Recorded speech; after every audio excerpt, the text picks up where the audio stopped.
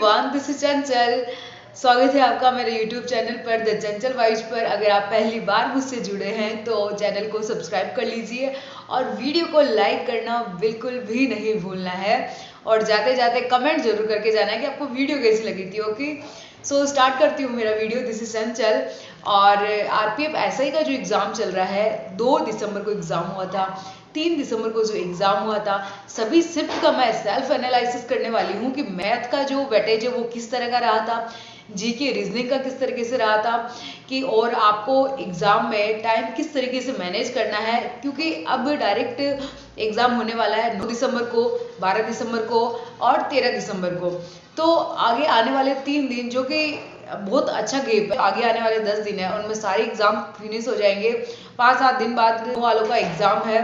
तो किस तरीके से प्रिपेयर करें कि 9 में सभी शिफ्ट्स को देखकर हम अनुमान लगा सके कि आगे आने वाला पेपर ऐसा होगा, और इस दिनों में आपको इस तरीके से तैयारी कर लेनी चाहिए। देखो, सबसे पहले मैं आपको एक वो आइडिया बताऊंगी कट ऑफ का, जिससे आपको लगे कि हाँ, इतना सेफ स्कोर हमें लाना है।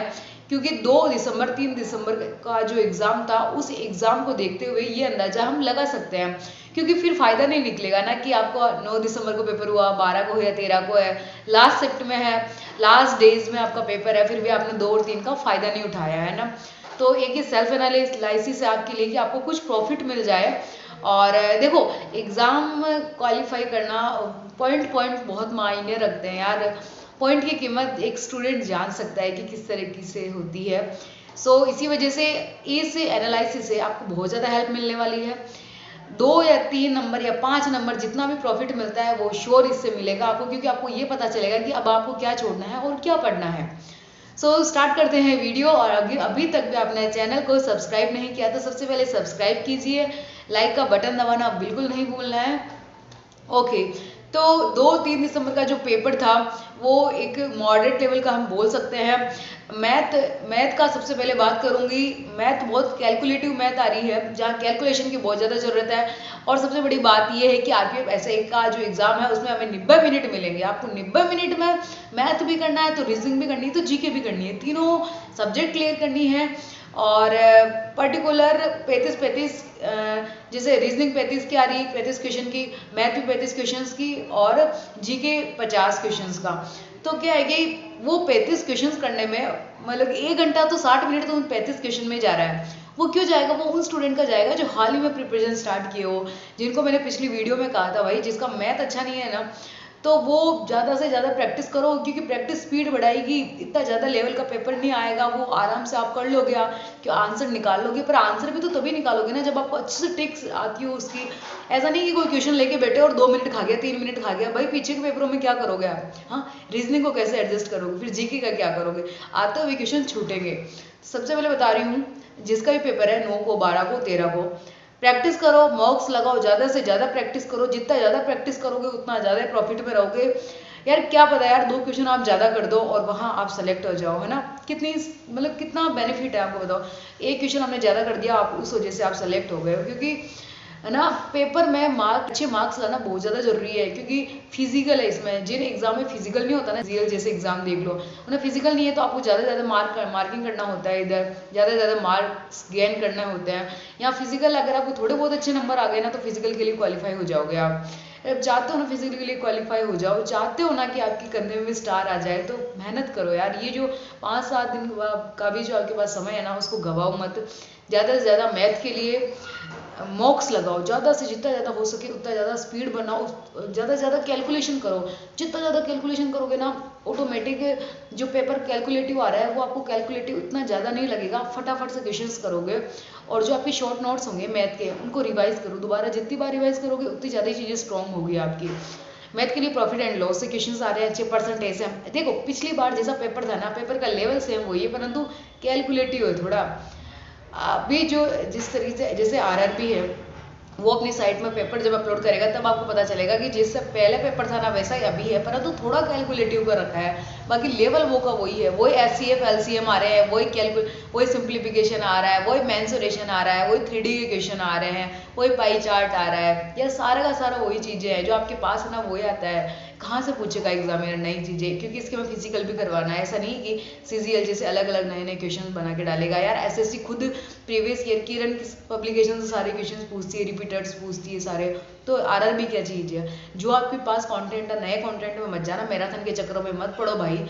जो आपके पास कंटेंट है उसको स्ट्रॉन्ग करो। जैसे प्रॉफिट एंड लॉस के क्वेश्चन नहीं बन रहे तो प्रॉफिट एंड लॉस के आपके पास जो नोट्स है उनको देखो, और देखकर देखो कि इस चीज़ का कि मेरे दिमाग से क्या चीज़ स्लिप हो रही थी, और उसको ज़्यादा से ज़्यादा प्रैक्टिस करने की कोशिश करो। ये चीज़ आपको प्रॉफिट देगी, ना कि मैराथन देगी। मैराथन देखने जाओगे तो 2 घंटे वेस्ट करोगे, 2 घंटे में खुद की नोटबुक खोल के कुछ पढ़ोगे तो दिमाग में जाएगी वो। मैथ के लिए आपको ये चीज़ करनी है। रीजनिंग के लिए देखो कोडिंग डिकोडिंग के 7-8 क्वेश्चन आ रहे हैं, बहुत अच्छा है। अगर मैथ जिस बंदे की अच्छी है ना, उसकी तो रीजनिंग ऑटोमेटिक अच्छी है। सिटिंग अरेंजमेंट से क्वेश्चन आ रहे हैं और ब्लड रिलेशन से। मैथ रीजनिंग का तो आप जाके कर दोगे, रीजनिंग का कोई दिक्कत नहीं है, क्योंकि मैथ अगर सही है तो रीजनिंग तो ऑटोमेटिक सही होनी है ना यार। कोडिंग डिकोडिंग अच्छे से करो, सिंप्लीफिकेशन आपने मैथ में कर ही लिया। और इधर मिसिंग सीरीज है, मिसिंग सीरीज के भी अच्छे क्वेश्चंस आ रहे हैं, तो मिसिंग सीरीज का प्रैक्टिस करो। मैथ अगर अच्छा ना, क्यूब स्क्वायर प्लस माइनस अच्छा, तो वो इधर से हो जाता है आपका रीजनिंग का। और अल्फ़ाबेट में भी मिसिंग सीरीज आ रही है आपकी, और कैलकुलेशन में भी आ रही है, तो दोनों का थोड़ा ध्यान रखना। ये थोड़ा मॉडरेट लेवल की आ रही है, अच्छे लेवल की आ रही है, तो समय लेती है, सब टाइम कंज्यूमिंग चीज़ें आ रही है ना। तो आपकी शिफ्ट में सिंपल आ जाए, किसी के में हार्ड आ जाए। और जीके का है, देखो जीके का करंट पूछ रहा है 2023 दिसंबर से ही, है ना। 2023 से ही आ रहे हैं सारे फैक्ट, सारे डाटा। ओलंपिक से आ रहे हैं, खेलों से आ रहे हैं, संविधान से बताना चाहती हूँ, पॉलिटी से। अनुच्छेद पढ़ो यार, फंडामेंटल राइट हो गए, फंडामेंटल ड्यूटीज हो गई, और राष्ट्रपति हो गया, प्रधानमंत्री हो गया, सुप्रीम कोर्ट हो गया, हाई कोर्ट हो गया, इन सारों के अनुच्छेद देखो। ये जो मोटी मोटी चीज़ें वहाँ से क्वेश्चंस आ रहे हैं। मैंने मेरे Telegram channel the Chanchal vibes पर शॉर्ट नोट्स अपलोड कर रखे हैं, इंडिया हिस्ट्री के और पॉलिटी के और इकोनॉमी के, ना, तीनों से क्वेश्चंस आ रहे हैं, और तीनों आप वहाँ से देख सकते हो। और स्टैटिक जीके में एक चीज़ और बताऊंगी, जो कि संस्थाएं होती है, जैसे वर्ल्ड हेल्थ ऑर्गेनाइजेशन होता है, फिक्की हो गई, इन सारी चीज़ों से क्वेश्चंस पूछे जा रहे हैं। और उसके लिए मैंने आपको पहले भी बताया था कि या तो आप रोजगार विद अंकित सर का बुक है वो ले लीजिए, क्योंकि वो उसका पीडीएफ भी मैंने अपलोड कर रखा है। गॉड फादर नाम से जो बुक आता है उसका पीडीएफ भी मैंने अपलोड कर रखा है, स्टैटिक जीके का। जो जो टॉपिक है उन सबसे क्वेश्चंस पूछे जा रहे हैं, और वो ये चीज़ें कभी नहीं बदलती, वो की वही रहती है ना। और घराने हैं, और शास्त्रीय नृत्य हैं, कौन अभी हाल ही में कलाकार है, इसका प्रवर्तक कौन है, ये सारे क्वेश्चंस पूछे जा रहे हैं। और ये सारे क्वेश्चंस आपको उस बुक में मिल जाएंगे, मैंने अपलोड कर रखी है अपने टेलीग्राम चैनल पर, तो आप उस वहाँ टेलीग्राम चैनल पर जाकर फाइल सेक्शन में देख सकते हैं, मैंने अपलोड कर रखा है ये चीज़ें। फिर से पढ़ो यार, दोबारा रिवाइज करो। अब जैसे देखो, अब आपको पता चला कि शास्त्रीय घरानों में से क्वेश्चंस आ रहे हैं, अब पता चला ना यहाँ से, तो हो सकता है कि शिफ्ट में आ भी सकता है और ना भी आ सकता है, परंतु हमें पता है ना कि आ सकता है, तो पढ़ना जरूरी हो चुका वहाँ से, है ना। क्योंकि एक एक नंबर से भी लोग पीछे रहते हैं, एक एक नंबर बहुत बड़ी चीज़ हो जाती है, पॉइंट्स पॉइंट से रहते हैं, क्या पता उसको अच्छे से पढ़ने से आपके अच्छे मार्क्स आ जाए, है ना। सो प्लीज़ इनको पढ़ो थोड़ा। और करंट के लिए भी एक मैराथन जो मैं बोलना चाहूँगी वो देख सकते हो आप, करंट के लिए जरूर आप मैराथन देख सकते हो, या तो 2024 जनवरी से लेकर जुलाई तक देख लो, और एक देख लो जुलाई 2023 से लेकर दिसंबर 2023 तक की। तो 2 मैराथन देखो आप, 1-2 घंटे की होगी, और सारा क्लियर करो अच्छे से। और हाल ही में कौन मंत्रिमंडल है उनका भी देखना, उनका भी क्वेश्चंस पूछा जा रहा है। हर शिफ्ट में नहीं मिला, पर 1-2 शिफ्ट में मिला है कि जो हाल ही में मंत्रिमंडल है, वो कानून मंत्री कौन है, रक्षा मंत्री कौन है, ये वाले क्वेश्चन। इकोनॉमी से भी क्वेश्चंस पूछे गए हैं, इकोनॉमी से जीडीपी के लिए क्वेश्चंस पूछे गए, हाल ही में जीडीपी रेट क्या है, ये सारे क्वेश्चंस पूछे गए हैं। और इकोनॉमी का जो मैंने नोट्स है वो अपलोड कर रखा है टेलीग्राम चैनल पर, आप देख सकते हो। ये 2 और 3 दिसंबर का जो पेपर था वो ओवरऑल ये था।